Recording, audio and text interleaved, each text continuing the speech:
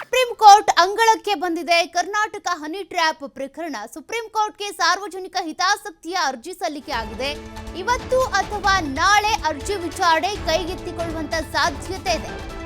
PIL ಸಲ್ಲಿಸಿರುವಂತಹ Dhanbad ನಿವಾಸಿ ವಿನಯ್ ಕುಮಾರ್ ಸಿಂಗ್ ಅನ್ನುವಂಥವ್ರು ವಿನಯ್ ಪರ ವಕೀಲ ವರುಣ್ ಕುಮಾರ್ ಸಿಂಗ್ ಅವರು ವಾದ ಮಂಡನೆ ಮಾಡ್ತಾರೆ. ಸಿಜೆಐ ಸಂಜೀವ್ ಖನ್ನಾ ನೇತೃತ್ವದ ಪೀಠದ ಮುಂದೆ ಈ ಅರ್ಜಿ ಹೋಗಿರೋದು. ಕರ್ನಾಟಕದ ಹನಿ ಟ್ರ್ಯಾಪ್ ಬಗ್ಗೆ ಸಾಮಾಜಿಕ ಮಾಧ್ಯಮದಲ್ಲಿ ಸಾಕಷ್ಟು ಚರ್ಚೆ ಆಗ್ತಾ ಇದೆ.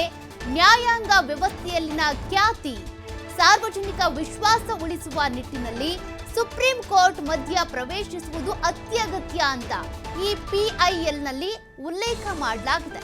ಹೀಗಾಗಿನೇ ಈ ಸಾರ್ವಜನಿಕ ಹಿತಾಸಕ್ತಿಯನ್ನ ಅರ್ಜಿಯನ್ನ ಹಾಕೊಂಡಿರೋದು. ಈ ಅರ್ಜಿಯನ್ನ ಗಂಭೀರವಾಗಿ ಪರಿಗಣಿಸಬೇಕು. ಯಾಕೆಂದ್ರೆ ಕೇವಲ ರಾಜಕೀಯ ಕ್ಷೇತ್ರಗಳಲ್ಲಿ ಮಾತ್ರ ಅಲ್ಲ, ವಿವಿಧ ಕ್ಷೇತ್ರಗಳಲ್ಲಿ ಇರುವಂತಹ ಗಣ್ಯರ ವಿರುದ್ಧ ಹನಿ ಟ್ರ್ಯಾಪ್ ಪ್ರಯೋಗ ಆಗ್ತಾ ಇದೆ. ಇದನ್ನ ಗಂಭೀರವಾಗಿ ನೀವು ಪರಿಗಣಿಸ್ತಾ ಇದ್ರೆ ಅಂತಹ ವ್ಯಕ್ತಿಗಳ ಮೇಲೆ, ಗಣ್ಯ ವ್ಯಕ್ತಿಗಳ ಮೇಲೆ ಹನಿ ಟ್ರ್ಯಾಪ್ ಪ್ರಯೋಗ ಆಗುತ್ತೆ, ತೇಜೋವಧೆ ಆಗುತ್ತೆ, ಅವರ ಚಾರಿತ್ರ್ಯ ಹರಣ ಆಗುತ್ತೆ. ಹಾಗಾಗಿ ಈ ಅರ್ಜಿಯನ್ನ ಗಂಭೀರವಾಗಿ ಪರಿಗಣಿಸಿ ಅಂತ ಅರ್ಜಿ ಹಾಕಿರೋದು. ಸದ್ಯಕ್ಕೆ ನ್ಯಾಯಮೂರ್ತಿ ಖನ್ನಾ ಅವರ ಪೀಠದಲ್ಲಿ ಈ ಅರ್ಜಿಯನ್ನ ಇವತ್ತು ಮಧ್ಯಾಹ್ನ 2:30 ನಂತರ ಕೈಗೆತ್ತಿಕೊಳ್ಳಲಾಗುತ್ತೆ ಅಂತ ಹೇಳಲಾಗ್ತಾ ಇದೆ. ಆಗ್ಲಿಲ್ಲ ಅಂದ್ರೆ ನಾಳೆ ಆದ್ರೂ ಅಟ್ಲೀಸ್ಟ್ ಈ ಅರ್ಜಿಯ ವಿಚಾರಣೆ ನಡೆಯುತ್ತೆ. 2:30 ನಂತರ ಅರ್ಜಿ ವಿಚಾರಣೆ ಆದ್ರೂ ಆಗಬಹುದು. ಸದ್ಯಕ್ಕೆ ಈ ಒಂದು ಹನಿ ಟ್ರ್ಯಾಪ್ ವಿಚಾರ ರಾಜ್ಯದಾದ್ಯಂತ ಏನ್ ಸದ್ದು ಮಾಡ್ತಾ ಇತ್ತು, ಸೋಷಿಯಲ್ ಮೀಡಿಯಾದಲ್ಲೂ ಕೂಡ ಅಷ್ಟೇ ಚರ್ಚೆ ಆಗ್ತಾ ಇತ್ತು.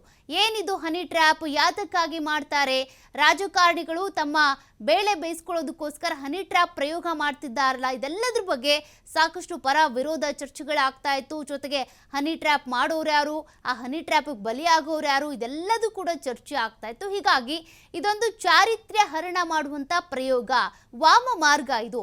ಹೀಗಾಗಿ ಇದರ ವಿರುದ್ಧ ತನಿಖೆ ಆಗಲೇಬೇಕು, ಜೊತೆಗೆ ಕ್ರಮ ಆಗಬೇಕು ಅನ್ನುವಂಥ ಕಾರಣಕ್ಕೆ ಸಾರ್ವಜನಿಕ ಹಿತಾಸಕ್ತಿ ಅರ್ಜಿಯನ್ನ ಸಲ್ಲಿಕೆ ಮಾಡಲಾಗಿದೆ.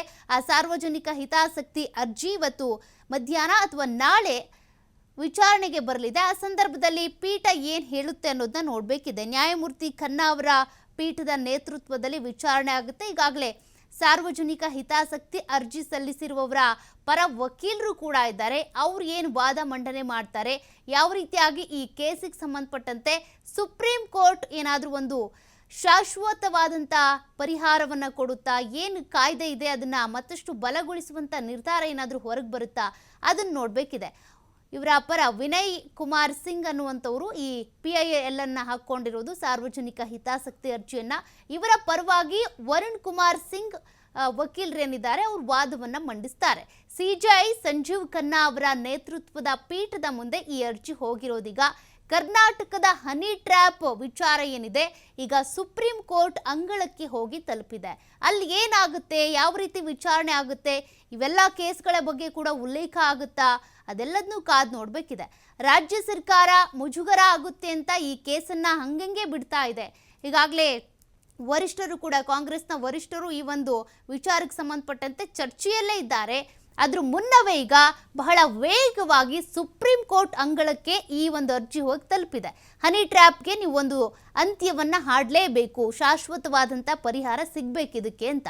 ಬರೀ ರಾಜಕೀಯ ವಲಯದಲ್ಲಿ ಮಾತ್ರ ಅಲ್ಲ, ವಿವಿಧ ವಲಯಗಳಲ್ಲಿ, ಉದ್ಯಮ ಇರ್ಬೋದು ಅಥವಾ ಸಿನಿಮಾ ಇರ್ಬೋದು, ಹೀಗೆ ಬೇರೆ ಬೇರೆ ರಂಗದಲ್ಲೂ ಕೂಡ ಈ ಒಂದು ಹನಿ ಟ್ರ್ಯಾಪ್ ಪ್ರಯೋಗ ಮಾಡಲಾಗ್ತಾ ಇದೆ. ಇದರಿಂದ ಅನೇಕರು ತಮ್ಮ ಜೀವನ ಹಾಳು ಮಾಡ್ಕೊಳ್ತಾರೆ, ಜೀವ ಕಳ್ಕೊಳ್ತಾರೆ, ತಮ್ಮ ಹುದ್ದೆ ಕಳ್ಕೊಳ್ತಾರೆ.